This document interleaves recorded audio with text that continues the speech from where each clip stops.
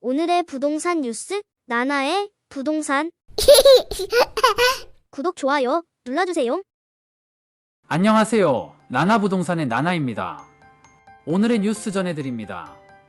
역전세난이 점점 확산되면서 임차권 설정 등기 건수가 6월 사상 처음으로 4,000건이 넘는 4,193건으로 집계되었는데요.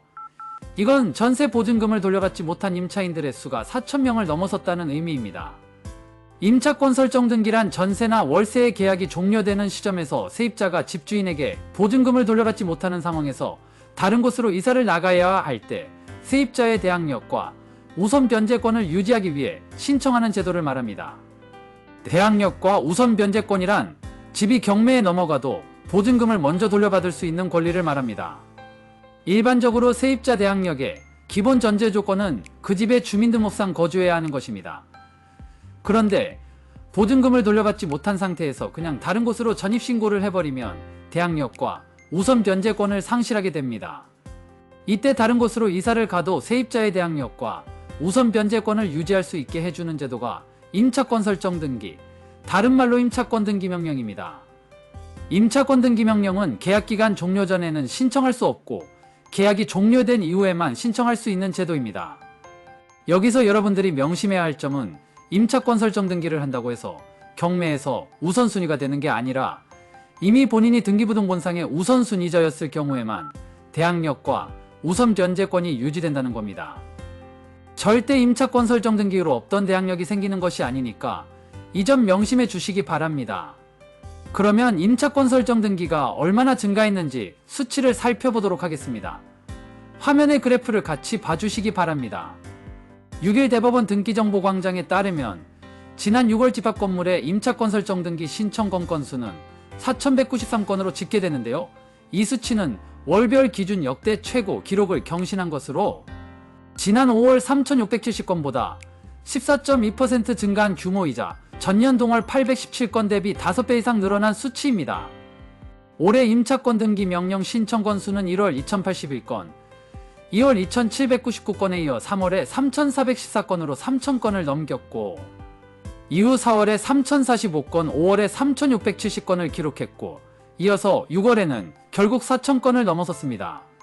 지역별 현황을 보시면 서울은 5월 1,243건에서 6월 1,421건으로 14.3% 증가했고 인천은 783건에서 954건으로 21.8%, 경기는 1,007건에서 1,144건으로 13.6% 늘어났습니다. 임차권 등기 명령 신청 건수가 사상 최고 기록을 경신하면서 올 상반기 신청 건수는 19,202건으로 지난해 하반기 7,807건보다 약 2.5배 불어났는데요. 심지어 지난해 1년간의 총 신청 건수의 합계에 해당하는 건수를 올해는 반년 만에 넘어섰습니다. 한편 주택임대차보호법 개정으로 이번 달 19일부터는 집주인에게 미리 알리지 않고도 임차권 등기가 가능해질 예정인데 그러면 임차권 등기 명령을 신청하는 세입자의 수는 더욱 늘어날 것으로 예상이 됩니다.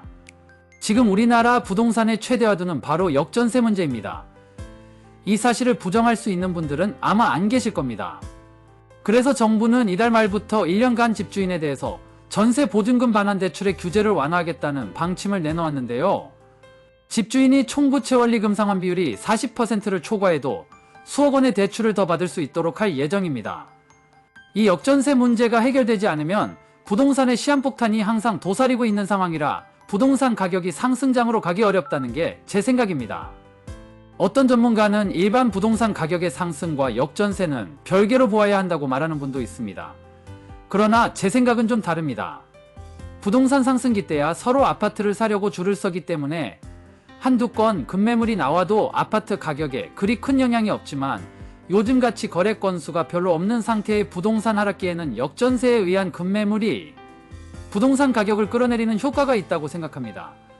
왜냐하면 매수자 입장에서 싼 가격의 물건이 나오기를 기다리게 되기 때문이죠. 제가 최근의 실거래를 분석해보면 가격이 상승하고 있는 상황에서도 급매물이 나와 거래가 되면 실수요자들은 기존 거래 가격이 비싸다고 생각을 하게 되어 높은 가격의 거래 수요가 줄어들 수 있다고 생각합니다. 그래서 올 하반기와 내년 상반기까지는 항상 부동산의 시한폭탄이 도사리고 있다고 생각하는 것이 맞습니다. 그 폭탄은 터질 수도 있고 안 터질 수도 있습니다.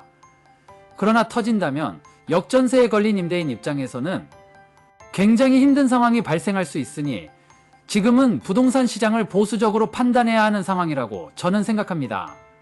그래서 제가 항상 실거래 분석을 할 때도 약간의 상승 분위기가 있는 단지라고 하더라도 언제라도 다시 떨어질 수 있는 상황이라고 해석을 하는 이유입니다. 지금 총부채 상환 비율이 100%가 넘는 사람이 우리나라에 175만 명입니다.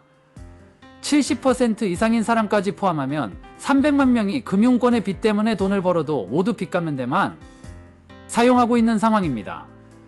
이런 상황에서 약간의 부동산 가격의 상승을 대세 상승으로 해석하기에는 너무나 많은 위험 변수들이 있다는 게 제 생각입니다. 코로나 시기의 영끌을 기억한다면 섣부른 부동산 투자는 엄청난 고통으로 다가올 수 있다는 것을 우리는 명심해야 합니다. 그런데 요즘 상황을 보면 인간의 역사는 항상 반복되는 것 같아서 좀 무섭기도 합니다. 이상 나나부동산의 나나였습니다. 여러분 안녕히 계세요.